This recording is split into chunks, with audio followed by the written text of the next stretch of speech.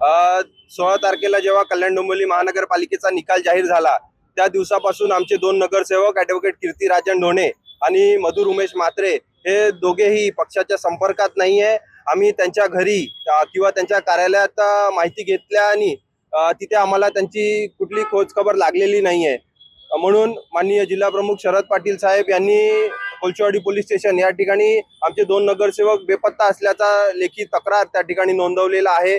Police त्या ठिकाणी तपास करत आहेत, परंतु पोलिसांना देखील या ठिकाणी कुठल्या प्रकारचा खोजखबर लागलेला नाही आहे। माननीय संजय राऊत साहेबांनी काल आम्हाला आदेश दिलेला आहे, शहराच्या सार्वजनिक ठिकाणी या दोन्ही नगरसेवकांचे बेपत्ता असल्याचे पोस्टर लावावा, ज्याच्यामुळे सामान्य नागरिकांना किंवा कोणालाही ते दिसून आलेत किंवा त्यांची कुठली माहिती मिळाली तर आमच्या शिवसेना शहर शाखा कोळचेवाडी या ठिकाणी संपर्क साधावा अशी आम्ही मागणी करतोय। या दोन नगरसेवक संदर्भात तुम्ही आक्रमक आहे, बाकीचे मनसेच्या संपर्काचे नगरसेवक आहेत त्यांच्या बाबतीत तुमच्यातून काय धोरण दिसत नाही? हे दोन नगरसेवक कल्याण पूर्व भागातले आहेत, त्यामुळे आम्ही कल्याण पूर्वचे पदाधिकारी म्हणून फक्त कल्याण पूर्वेत आहे नाही, कल्याण पश्चिमेत ते दोन नगरसेवक जे आहेत ते कल्याण पश्चिमेचे असल्यामुळे कल्याण पश्चिमेचे जे पदाधिकारी असतील, जिल्हा प्रमुख असतील, ते त्यांच्या पद्धतीने ते त्या ठिकाणी खोज घेत आहेत, खबर घेत आहेत। दुटप्पी भूमिका दिसत नाही ठाकरे गटाची यामध्ये? नाही, दुटप्पी भूमिका नाही। आम्ही कल्याण पूर्वेचे पदाधिकारी आहोत, त्यामुळे आम्ही कल्याण पूर्वेचे नगरसेवकांची जबाबदारी आम्हाला पक्षाने दिलेली आहे। त्यांना सोडलंय का?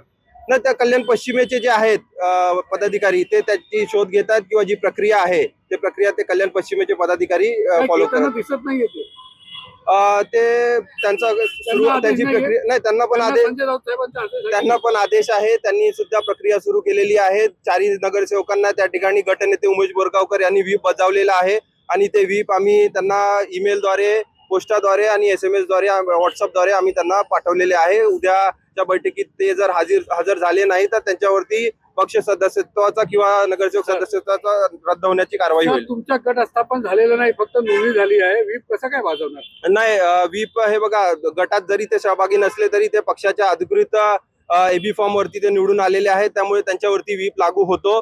कायद्यात तशी तरतूद आहे आणि आम्ही त्या पद्धतीने व्हीप त्यांना बजावलेला आहे।